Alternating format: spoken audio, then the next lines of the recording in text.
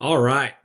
Um, the podcast we got today is the Lex Fridman podcast. It's his episode 443.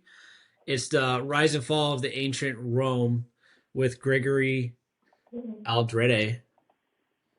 Um, we picked this one today because what I really liked about it was Rome's not in the news. Um, the meme about their boyfriend thinking about Rome all day, every day has kind of died off. I So it kind forgot of came about out of that. left field, and it showed up on my feed, and I was like, "What is this? Why?" It's not a very relevant topic, but it was just Lex, and I loved how he did it. It was Lex being like, I like the Roman Empire. I want to ask someone questions about it," and um, you could tell like the reason this podcast was a good one was like normally historian podcasts, like historians go into these boring details. It turns into a lecture and like it just gets boring really fast. But this one, every 20, 30 minutes, Lexus is like, here's what a normal person would ask about Rome. And it really carried the conversation. Um, That's funny because I was thinking the same thing. So typically, because obviously I think about Roman Empire a lot, as most men do, and so I'll tune into the Dan Carlin um, podcast, oh but yeah. that's like a Friday afternoon at work that's really slow, and like I just need something, right? And maybe I can work on top of it because it gets a little boring.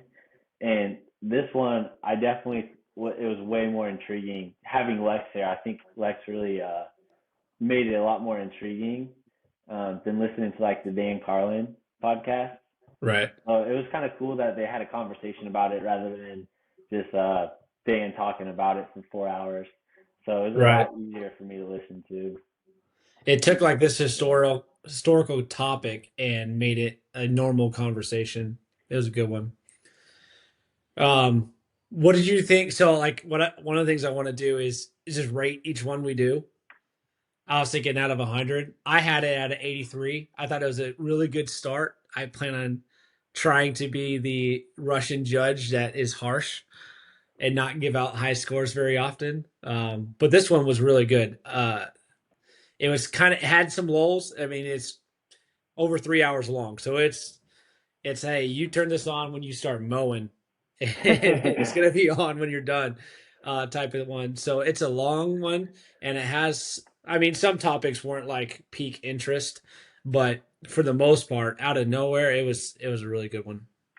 So we haven't really quite talked about this rating. Is it just in general for podcasts? Yeah, how you Overall, liked it? 100% rating. Yeah, yeah. I would probably give it. I'm gonna undercut you here. I'm gonna give it an 80, and that's just because this isn't a high topic for me. This is more like one I kind of force Yeah, myself to listen to because I want to learn more about history and stuff like that. But history is definitely not like the most entertaining for me. I'm gonna say 78 actually. I'll give it a 78. I think, yeah. I'm I'm gonna I'm put it thinking down. about back to podcasts that I've really enjoyed. I'm like, yeah, there's a lot of room above it. So 78 just because it's not a top topic for me, but on the topic of history and especially ancient Rome, it's the top podcast in that category I've definitely heard. Yeah, I like thinking about them as like how much do I like the topic, and then how well did the podcast like entertain me. So yeah, I'm with you there. Um, the biggest. So I'll start. I think the part of this podcast that I got most excited about thinking about and talking to you about was the part about how important the past was to Romans, and that like the children would memorize what their ancestors did, what they were successful at, what they did for a living. That's cool. I mean, I I don't think we have any of that in modern culture. Uh and No, it was yeah. immediately I was like, yes, I want that. I don't I wanted to go immediately document like everything my grandparents did and stuff. So like before it's gone, because after it's gone, how do I even find it? Yeah, and if you haven't listened to it, they go to the extreme. I mean, there's stories of Brutus, his peers telling him about his grandfather from 500 years ago, and convincing Brutus to kill Caesar from something that happened 500 years ago in his family. So it's Yeah, the like to the first extreme. Brutus killed a king, and then like Yeah. so 500 years later, they still remember, hey, your last name's Brutus. You should kill this guy who's calling himself king.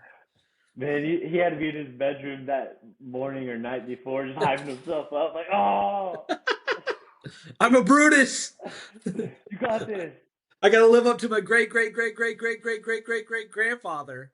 Yeah. Well, and one of the crazy things about this is the question he asked his students was, would you ever feel such connection to your past and your family, um, to murder your best friend? Because Brutus, the one we're talking about, was what is it, Alexander's best friend or Is Caesar's? It was it? Caesar's Caesar. best friend, Caesar. Yep. and you know, no, that's my answer. No, Yeah. I mean, I can't imagine letting the past define your actions that much. Yeah. And I mean, you better hope you're born into the right family. I mean, that just kind of exaggerates how important it is, to Right. where you're born into. Because right now, like if you're born in the United States, you got a pretty good chance of making whatever you want out of your life. But if you're studying what all your ancestors did, and you have to basically do the same thing to be accomplished, then yeah, you're pretty siloed into what you're born into. Yeah. Yeah, if you're American, you hit the lottery, but more so for your like economic opportunity, unless that you have this defined culture of the past 10 generations that it's just honed to spit out good human beings. You know what I mean? Yeah. So after I heard that, I made my motto. Did you think about that? Did you have like a family motto you want? I'll tell you mine I first if you want. Yeah, so let me answer that first, and you can tell us yours. So I had before this, I think I told you, but Jim Harbaugh, I was listening to a podcast about him, and it was his 12 rules of life that he like preaches to his team and stuff. And that one got me fired up. And I was working off his list and kind of making my own off of it. And I was gonna print out a poster or something to hang up in my office, but That's cool. I haven't hung up the poster or finalized that. But that one got me fired up, and it's basically the same topic. But yeah, what's yours? What one do you like from that one? The one that's been repeating in my head, and it's something that why it stuck out to me is because becoming an adult, it's something that I found that I need to focus on and repeat myself to tell myself is consistency. And his rule was heroes never have a day off. So Mm. to me, that means that I have to be consistent. If I want to be the person I want to be in my life, I'm going to end up being a hero to, well, obviously that's a little dramatic, a little uh, cliche, but like someone people look up to, like I want to be like him. I have to be consistent, like for my peers, for my family, for my future kids. And I found the biggest mistakes I had in my life is when I wasn't consistent, is Mm. when I was acting out of character or something like that. So being a hero every day, or heroes don't have days off, means you have to be consistent. And so that one's just been cycling in my head and something I've been working towards. That one's tough. I know that's like, yeah, I'm gonna start working out, right? That's the right thing to do. But you get hmm like a couple days off, you lose that momentum, and it would be nice to like have that ingrained in your DNA. Like my family motto is being consistent. I cannot Yeah. lose this momentum today. That'd be cool. I Um, like that a lot. Before we get to yours, do you remember? I So we're 10 years apart. When I was growing up, Mom kind of had a motto for us. I wonder, do you remember that, or did she have it for you guys? Well, this could go a million ways. I can give you a hint. It was imprinted above the door when you'd exit. At least in our Something about spot. family and love. It was be a warrior. Be a warrior. No, that was after. That was after I left because Okay. she started writing that book. Yeah. No, that's a pretty good one. I like that one too. There's a lot to like. It kind of depends what you emphasize off that because it's pretty vague, right? Uh But huh. that's kind of what I at least grew up in my middle school to high school was that Yeah. being preached to me. So What that makes me think of is that clip. I don't know about your social media. It's on my social media every other day. It's that Joe Rogan. He's talking about Jordan Peterson, and he's like, Jordan said, "It's better to be a warrior working in a garden than a gardener in a war," or something. I just butchered that line, but run the it clip. it gets you. Yeah, run the clip. Hey, search that, Jamie. Let me see the exact quote.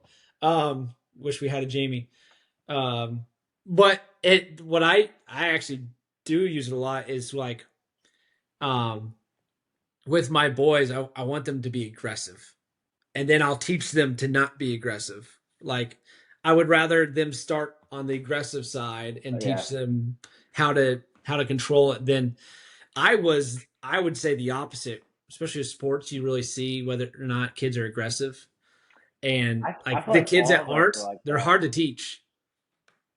Yeah, confidence is basically Yeah. the same thing in aggression. When you're talking about sports, I'd like to say, and yeah, I feel like kind of I know I struggle with confidence and something I would have to build up within my mental state, especially a lot in high school. Just like I would almost like fake confidence to get me in, Hmm.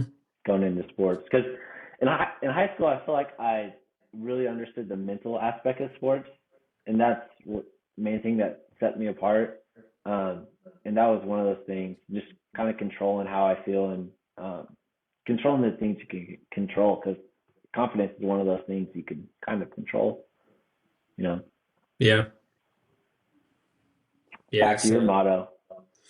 um, so I had two. I had two. The one I actually thought about this before the episode, but came back, and I wish I would have done something with it. But last year, I was kind of playing with what the motto would be, and I wanted to make it short and kind of something could be a phrase.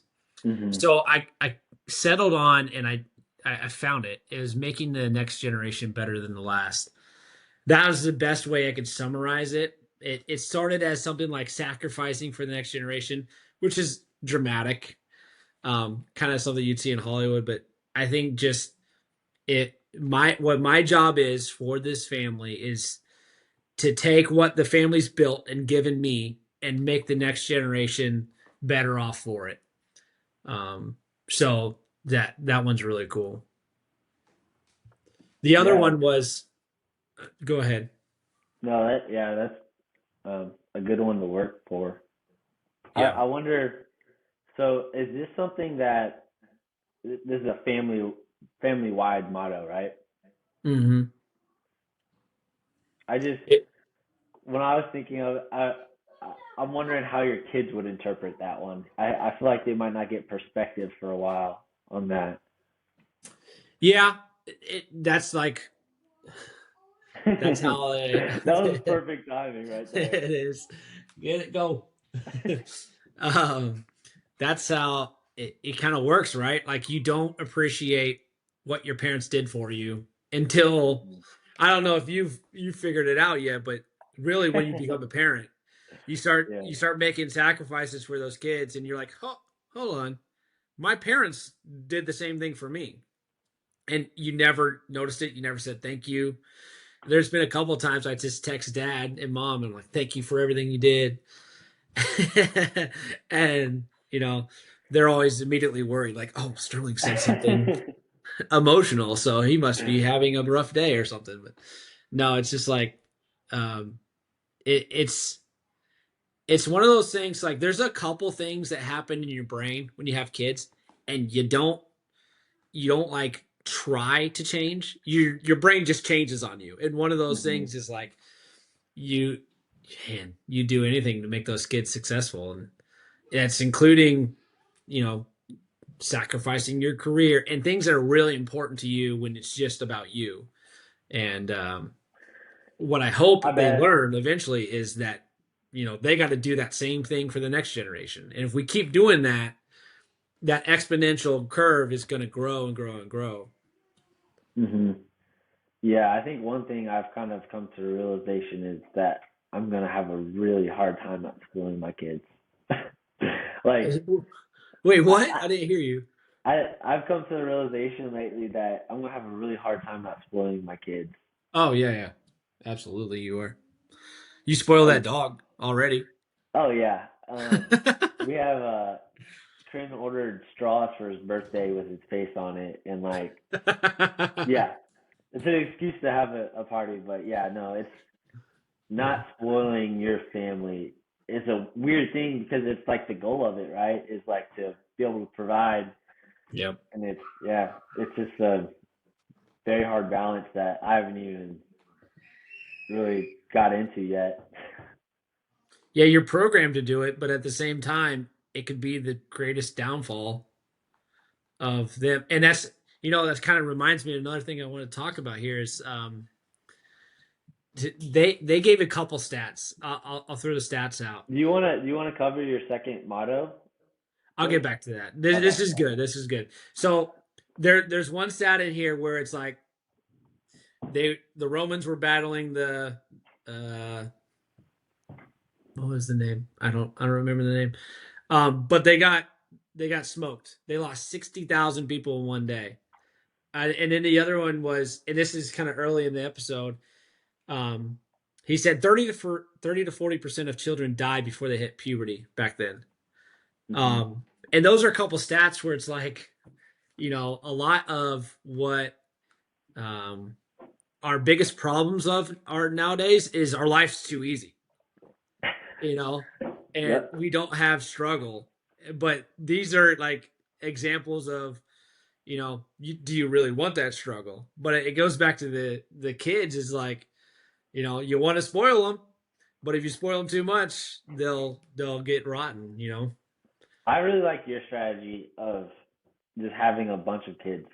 I Yeah. I think like because genuinely, I don't think it would be so hard to refrain myself from if I had one kid to not spoil it. Like Yep. I don't know if I would be able to, especially because if I'm working, right, my wife's staying at home. When I'm there, I would want to spoil them the time I get to spend with them, you know. That's right. So yeah, I think that's the strategy to go. Maybe have some chickens too, some chickens, dogs. We were looking at mini cows last night. were you were you looking at some land that you could raise them on too? Uh, Actually, I was looking at converting my shed into a little stable. That's funny. But the mini cows live to like 13 to 25 years old, so that's a commitment. Yeah, it is. Well, the thing about having more kids is you still have that desire to spoil them, but there's too many to spoil. You can't give each of them Yep. enough attention to really spoil them, and they become Lose self that sufficient. capacity. And yeah. Yeah. So that stat that 30 to 40% of children die before they hit puberty, and he was like really saying because Lex asked him like, "What's the biggest difference between the ancient world and today?" And he quoted that stat. I have the same note, Sterling. Do And you? what I was thinking, well, I noted a different part of it. So he also said by 14 years old, women are expected to start having kids because Yeah. the death loss is so great. And you lose like at least 2 to 4 kids is what I think he mentioned. And Mm. my thought and kind of what I was thinking about is how would that change your mental state? How would that change how you go about life? Like that's probably a big reason they were so much more aggressive or they seemed a lot less emotional back then. It's because they those experiences would kind of strip the emotion out of your life, you know? Yeah. When it's life and death, you don't have the luxury of, you know, worrying about little things. All you have to, I mean, I can't. So if I lost 30 to 40% of my kids, that would be, I got 4 kids, so that'd be me losing 1 or 2 kids. Dude, I can't imagine. I can't imagine what life would be like that. And You like growing up, we were each had 4 brothers. Could you imagine losing 2 of them? yeah, you already experienced that before you even become adult, losing siblings and stuff. Um, Another thing, this is actually kind of interesting. So we kind of both got into gardening, right? And it's something Yeah. that I found like this very it's very it's a enjoying to do. It's like very peaceful to do. They talked about how most Romans were small town farmers. Hmm. So, maybe it was just therapeutic for them to all farm. Maybe that's where they found their peace at there, out on their fields. I don't think so. Like if that potato plant gets eaten by a chipmunk like you're battling, then you might not eat for a week. Oh shoot, That yeah. doesn't sound relaxing. They got a lot higher stakes, don't they? I didn't think about That's that. right. I mean, that's I their food for the winter. Yeah, man. These I can potatoes have to imagine. last all year long. They Dude, have to worry this about family chat chipmunks. will not stop. I don't know how to mute it. What won't stop? Just our stupid family chat. Oh, I can't hear it if you're worried about that. Okay. All right, good.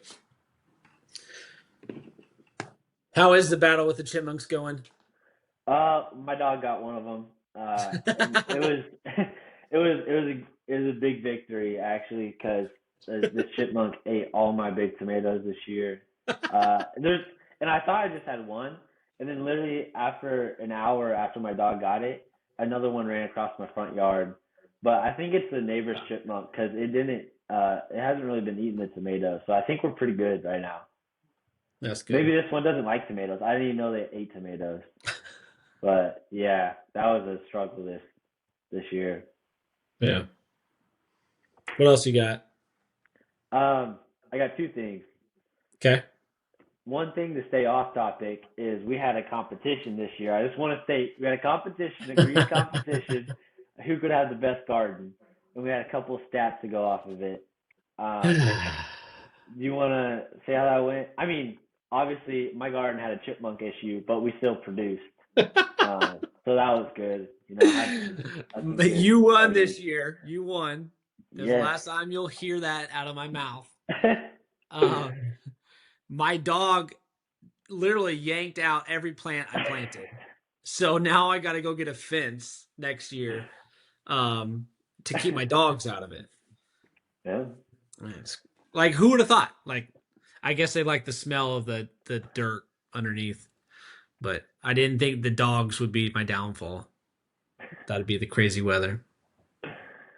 All right. Well, glad we got that covered. We need to go back to your second motto, your second family motto Oh of yeah, yours. yeah. Yeah. Well, so this is one like I've actually been successful at programming into my children.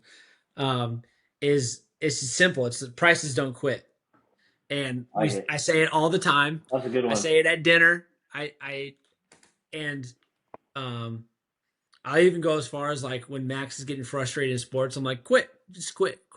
And he knows I'm kind of playing at that, and it's really worked. Like just saying prices don't quit. It's so simple, and it's just like that your children are so easy to program, and it's one of those little hacks that you can just you say it over and over again, they'll believe it.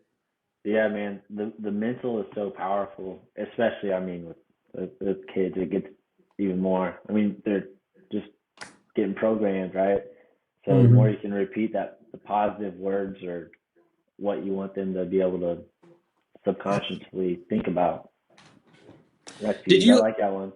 Yeah. Did you like the part so you mentioned like most Romans, like 9 out of 10 Romans were family farmers? That was something he said. He also rattled off like if you were a family farmer, you were born in a village of like 100 people. You're born there.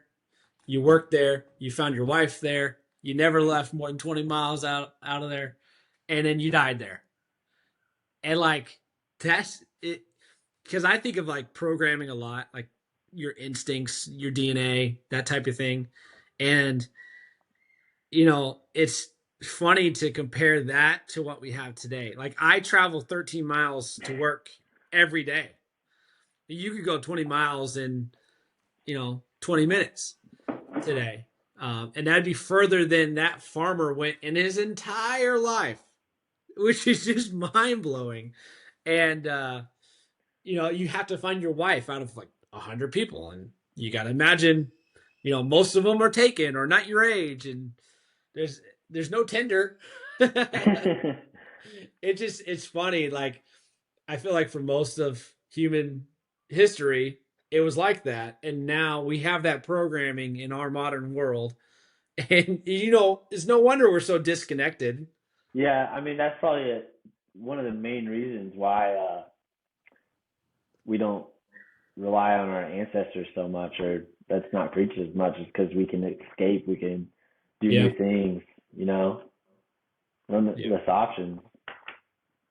One of the things that Gregory said in that podcast too was that um, I I don't know if it was multiple civil wars, but at least one of the civil wars in the Roman Empire that he was talking about, he was saying that it really could have been considered the First World War because time had traveled to Mm. go from one end to where the war was happening to the other was like months.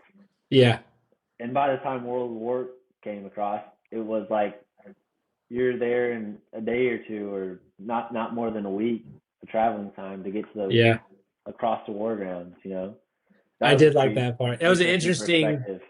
Yeah, it was an interesting, like, um I guess perspective is the right word for it, because you know you think of the scale of those world wars.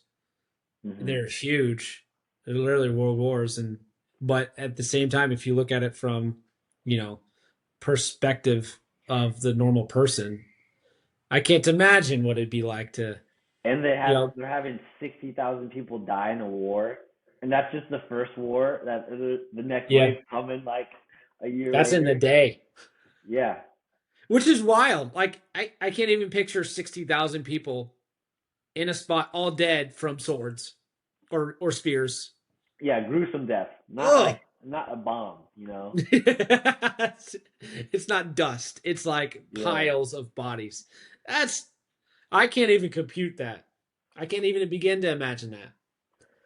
Yeah, one of the other things that he kind of talked about later in the podcast was how so he credited a lot of Rome's um, dominance and power coming from when they would win wars, they would bring in that civilization. They wouldn't necessarily give them citizenship of Rome. A small percentage of them actually got citizenship, but they would take like the leaders. They would take their kids and bring them into the Roman Empire and raise them up there. So they had to like accept them, and it really created a melting pot. But also, when they do that, if they're taking in the leaders of these civilizations, or if they're taking in the leaders' kids, they're probably getting some pretty good talent and skill sets and Yeah. widening their variety of knowledge. And I think Hmm. that's like they were like honestly doing a great job building a team with their civilization because they were just adopting great talent Yeah.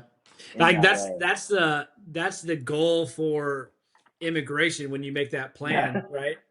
Like you imagine bringing in the world's best and brightest and them just adding to you. I don't know if that's actually happening, but that would be a nice thought. I Yeah. kind of thought of it differently. I looked at it as and this is interesting. Have you heard that other TikTok that gets on my feed constantly? It's like don't be surprised when you send your kids to Caesar that they come back as Romans. Mm.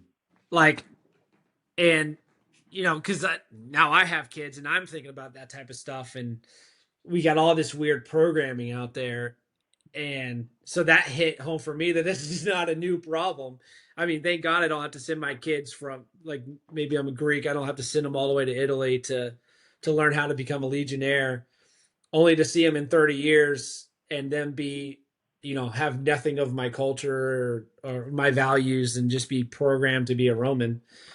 Yeah, I wonder what age um, they were kind of talking about when they said their kids, they were taking those Legion's kids.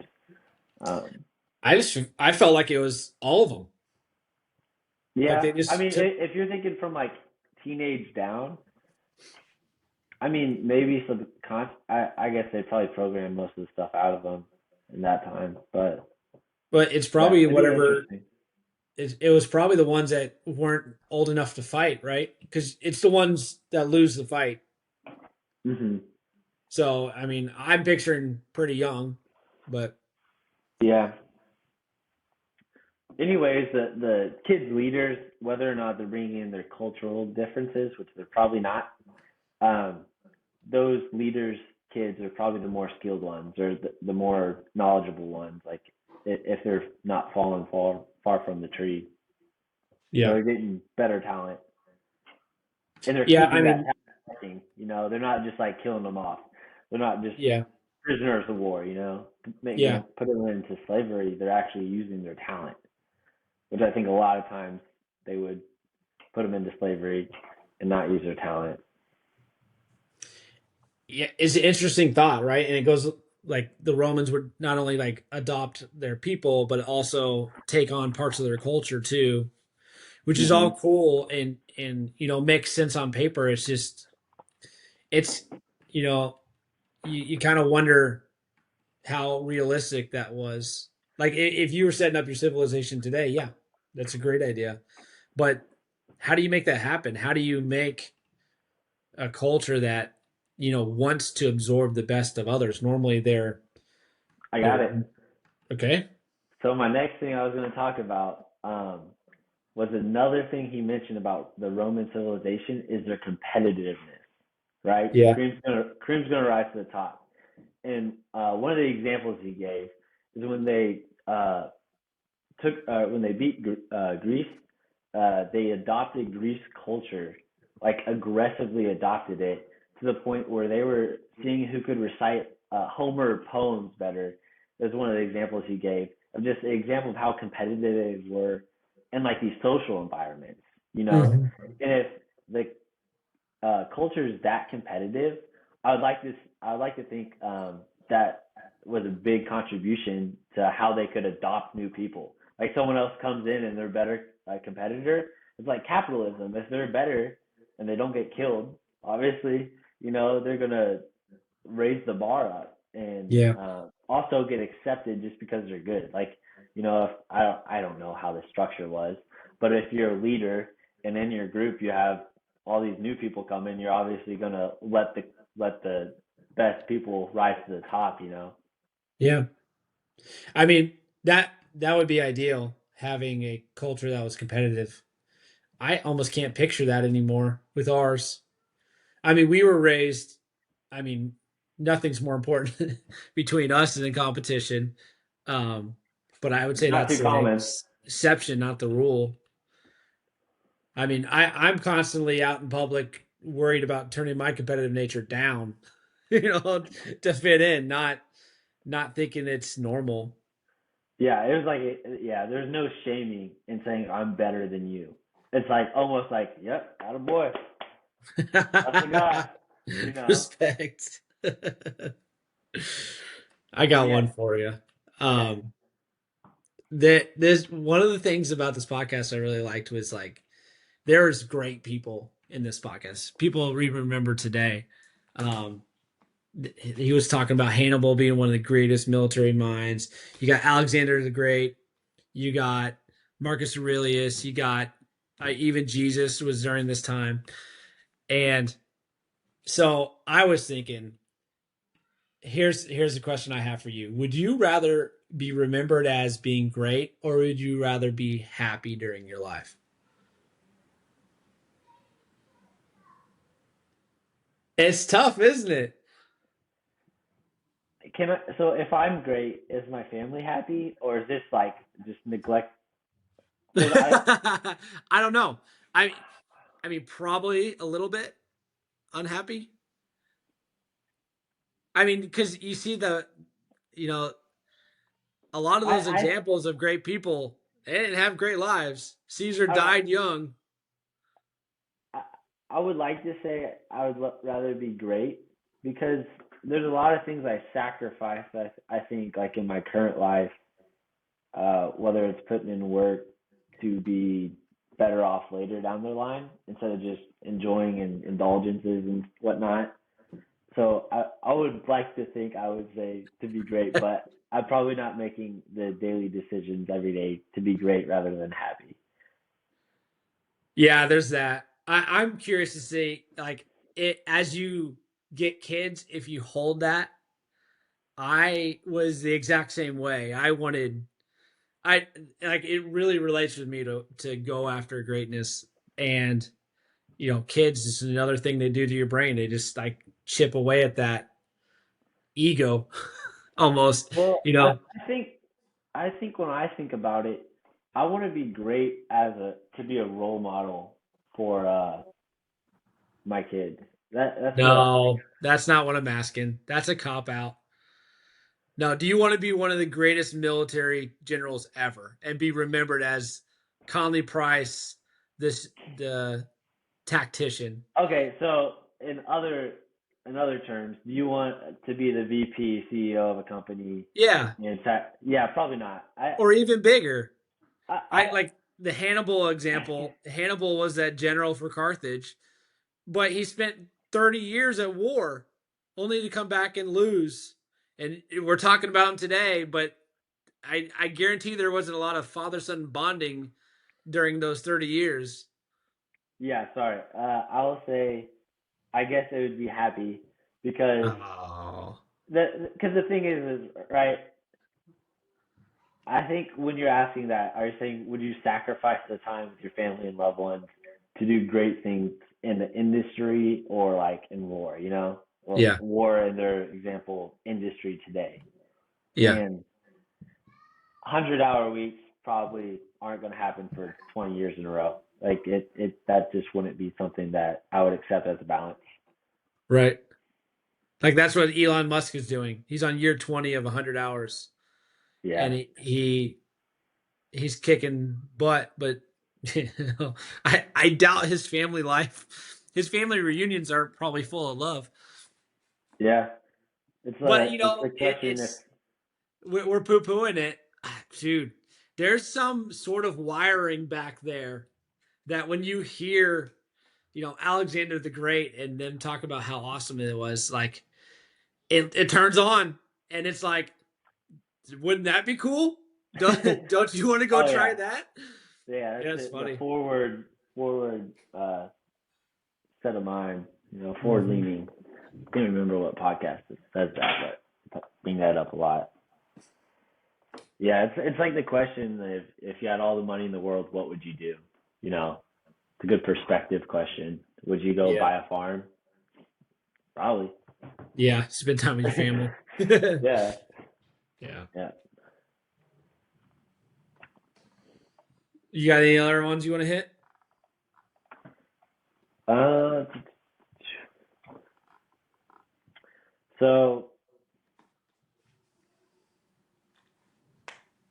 two other things that just quick notes, like just things to think about when you're listening through it, because I thought were very interesting, but I don't really have much uh, thoughts past that. Where most of the skilled laborers were slaves. I thought that was pretty crazy. I didn't know that was really a thing.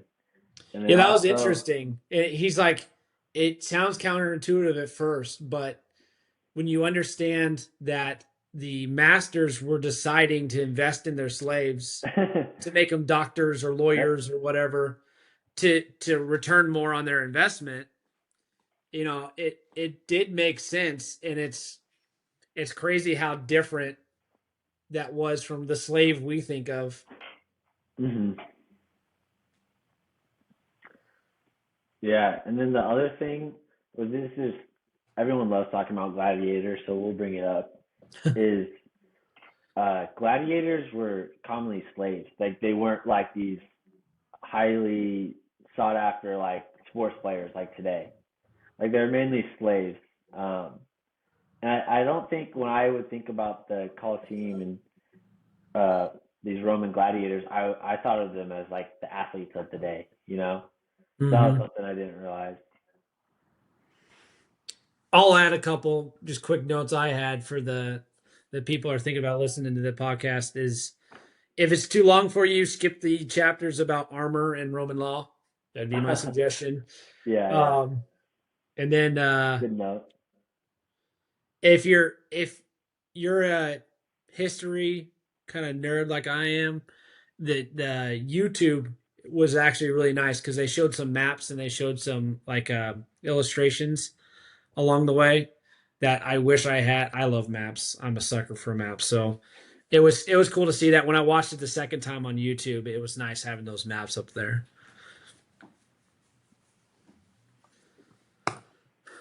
All right, hey, let's end with the takeaway. I wanted to do this. So, what is the part of this podcast you hope um you remember going forward? I'll let you go first. Mine's the family motto. I'm like it just lit that fire again. I really like that. I like thinking about that type of stuff. So I think I'm actually going to like make it a family motto and start pushing that on my kids, whether they like it or not. Nice. Um, yeah, I didn't really have this too thought out before, but I would say something that I like to focus on, like especially when I wake up, is just gratitude. And nothing can make you more gracious than perspective. Um, Realizing how lucky you are to live in a world that you don't have to lose siblings, lose kids, and stuff like that. Yeah. Um, so gaining perspective and just having gratitude for the conveniences of our life, I guess. And then on top of that, just with that gratitude, allowing that to fuel ambition and drive. Like you can go a lot further. Like you're capable of doing a lot more things, a lot more harder things that you may think you can't do. So Yeah. All right. Well, so hey, this is our first episode. We're gonna try and get this out on most platforms. I think that was a good episode. We that was killed it. awesome. That was fun. We're gonna try to listen to a ton of podcasts and come tell you guys the ones we like the most and just talk about them. And that's what we're trying to do. All right, All Conley. right. Yep. Till next time. Later.